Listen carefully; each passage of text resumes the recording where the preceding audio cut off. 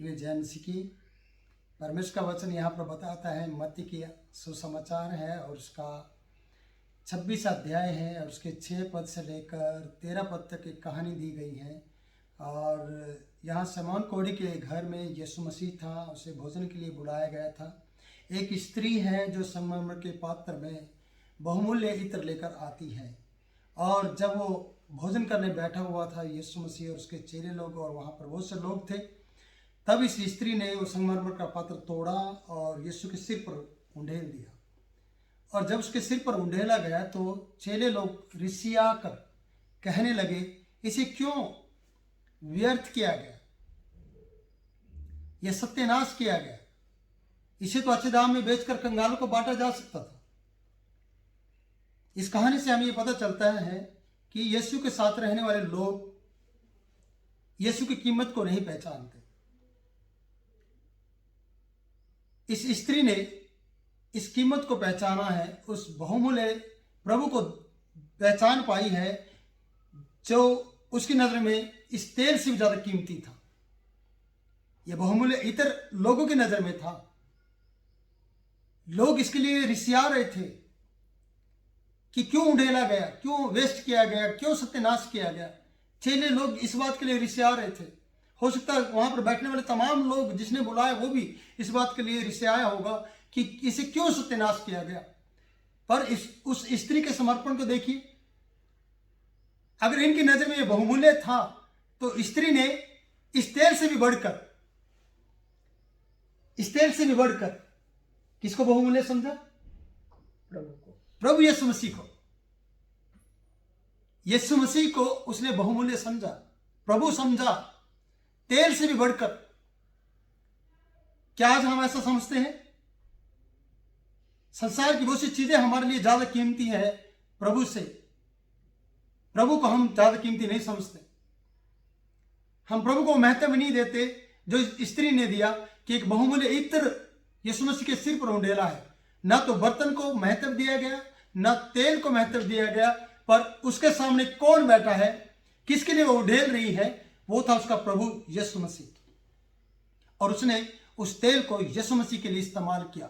पर यीशु के साथ खाने वाले, यीशु के साथ बैठने वाले, यीशु के साथ रहने वाले इस बात के लिए रिसिया रहे थे, कड़प रहे थे। वो लोग बुड़बुड़ा रहे थे। क्यों? क्योंकि वो तेल को ज्यादा कीमती समझते थे, उस प्रभु को नहीं। हमारी जिंदगी में कई बार इस प्रकार की बातें आती है प्रियो।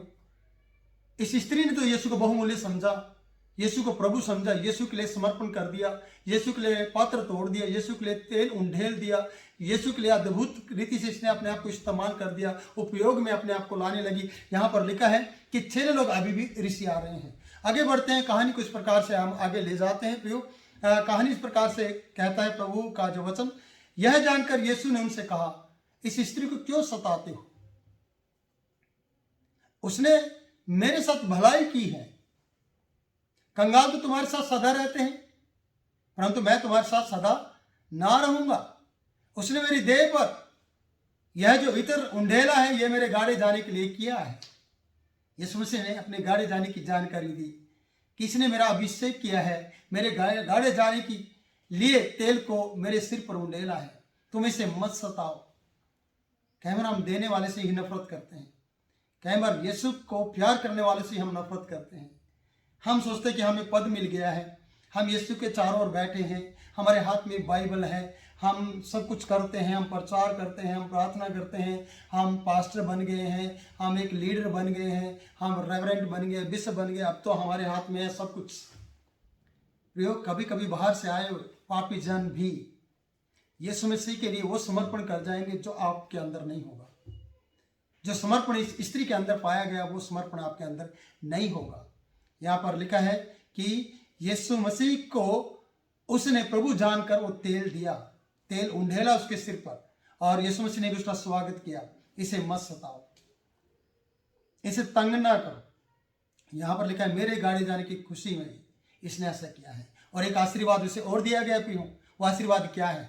मैं तुमसे सच सच कहता हूं, सारे जगत में जहां कहीं यीशु समाचार प्रचार किया जाएगा, वहां इसके इस काम का भी वर्णन किया जाएगा। जहाँ जहाँ भी ये प्रचार किया जाएगा उसके इस कार्य का वर्णन किया जाएगा। आज मैं आपके सामने ये वर्णन करता हूँ, ये प्रचार करता हूँ, ये कहता हूँ आपको वचन के थ्रू कि प्रियो, इसने भलाई की, इसने यीशु मसीह के लिए समर्पण किया, इसने उस पात्र को तोड़ दिया, इसने वो कीमती तेल जो इसकी नज़र में भी था लेकिन आज इसके लिए प्रभु कीमती बना। आज यीशु का स्वागत इसने हृदय से किया, यीशु के सिर पर तेल उंडेल कर, और यीशु ने भी कहा कि ये मेरे गाड़े जाने के लिए किया गया। क्या कोई गाड़े जाने के लिए इस प्रकार से करेगा? पर नहीं, यीशु मसीह ने उसका स्वागत करते हुए कहा कि मैं तो जा रहा हूं पर इसके काम को हमेशा याद किया जाएगा। क्या आपके जीवन में कोई ऐसा काम है जिसके द्वारा प्रभु आपको याद करता रहे? मेरे प्रियो, मैं आपसे भी ये बात कहता हूं कि आपने कोई ऐसी भलाई के कार्य किए हैं जिसके द्वारा यीशु मसीह ऐसा कह सके कि आपको हमेशा याद किया जाएगा। जब जब ये वचन पढ़ा जाएगा, जब जब ये प्रचार किया जाएगा, इसके भले कार्य को याद किया जाता है। भला कार्य क्या है कि इसने यीशु मसीह के सिर पर तेल को उड़ेला है, इसने यीशु मसीह के लिए अपने आप को समर्पण किया है।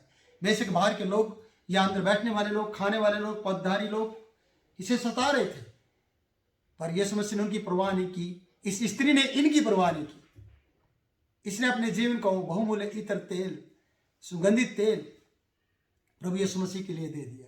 और ये एक बड़ा समर्पण था इस स्त्री के लिए। ये स्त्री को ये लोग पापी समझ रहे थे, ये स्त्री के बारे में लोग गलत बोल रहे थे, पर इस वक्त ना तो स्त्री के बारे में इन्होंने कुछ बोला, बस वो कीमती तेल समझकर बिजनेस माइंड में आ गया, दिमाग में उसकी कीमत समझ में आ रही है इनको। पर इनको जिस प्रभु के साथ ये खाना खाते, जिस प्रभु के साथ ये बैठे, उसकी कीमत का इनको पता नहीं है कि आपके लिए, मेरे लिए, हम सब के लिए वो जान देने वाला है। जो जान हमारी जाने वाली है वो यीशु मसीह देने वाला है। इस स्त्री ने तो आदर किया। क्या आप और मैं आदर करते हैं? अगर आप और मैं आदर करते तो प्रियो, आज आपके पास मौका है अपने जीवन को प्रभु के हवाले करने का। आपके पास ऐसी बहुत सी चीज़ें होंगी जिसको आप समर्पण में ला सकते हैं। आप कोई भी बुरी आदत छोड़ सकते हैं, अपने जीवन में परिवर्तन ला सकते हैं। प्रभु इन वचनों के द्वारा आप लोगों को आशीष दे और आपके जीवन में प्रभु काम करे और आप उसके लिए समर्पित बने। मेरी प्रार्थना है आपसे, मैं आपके लिए प्रार्थना करूँगा। सर्वशक्तिमान परमेश्वर, मेरी बेटी, मेरा बेटा, बच्चे, परिवार, बुजुर्ग, सेवक जो भी इसको देख रहे हैं, उनके देह प्राण में कार्य करके उन्हें आशीष दे। और मेरी प्रार्थना है कि खुदा, अगर वो तेरे लिए समर्पित नहीं है तो वो समर्पण में आ जाए और इस स्त्री की तरह अपने जीवन का जो बहुमूल्य चीज़ प्रभु के लिए समर्पित कर सके।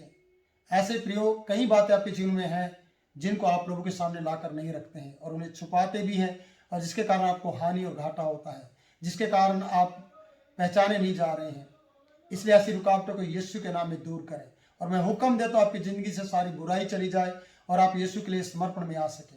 आज से, अभी से यीशु के नाम में प्रार्थना करते हैं, सुन और कबूल कर पिता, आमीन।